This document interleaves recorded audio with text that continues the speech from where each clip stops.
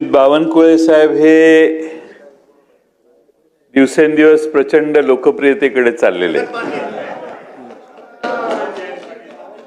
माझे तर ते आवडतेच मंत्री आहेत.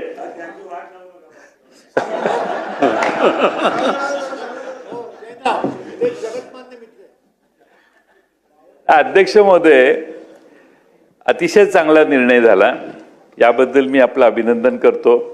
आणि मला वाटतं की तुमचे एवढ्या वेगाने निर्णय होत आहेत, आमच्या जानकर साहेबांनी सांगितलं त्याप्रमाणे, की लोकांना अवघड वाटणारा महसूल कायदा किंवा महसूल विभाग हा अतिशय मुक्तपणाने लोकांच्या सेवेसाठी उपलब्ध व्हायला लागलाय. माझ्या मतदारसंघात आष्टा नावाचं एक गाव आहे, त्या 4, 6, 9 असे नंबर आहेत. 1910 साली लोकांनी ते जमीन वाटप झालं, त्यांना शासकीय जमीन आहे. वेगवेगळे हस्तांतर 10 सालापासून आत्तापर्यंत होत आहेत. आता त्यांना वर्ग 2चं वर्ग 1 करणं, ते रेग्युलराइज करणं, यासाठी मी आपल्याला अनेक वेळा निवेदनं दिलेली आहेत. मला आशा आहे की या कायद्यामुळे त्यांना बऱ्यापैकी रिलीफ मिळेल.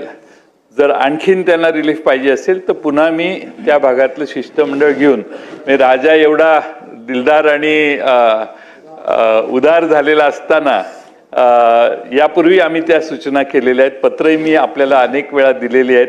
आपणही भेटून एकदा त्याच्यावर एक कायदा निरस्त, एक GR रद्द केला.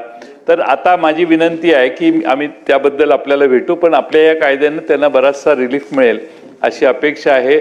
आपण एक चांगला कायदा केला आणि लोकांच्या मनातले निर्णय ज्यावेळी माणूस घेतो त्यावेळी त्याची खुर्ची पुढं जाते. त्यामुळे आता मध्ये 3 खुर्च्या आहेत, त्या मधल्या 2 खुर्च्यांना फारसा अर्थ नाही, कारण तुमचा 1 नंबरलाच तुम्ही कधीही जाऊ शकाल, एवढी तुमची लोकप्रियता वाढो. आणि योगेश सागर यांना काही म्हणायचं असलं तरी राजकारणात असं कौतुक विरोधकांच्याकडून झालं तर लवकर प्रमोशन होतं.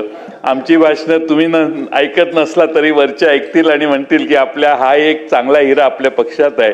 आणि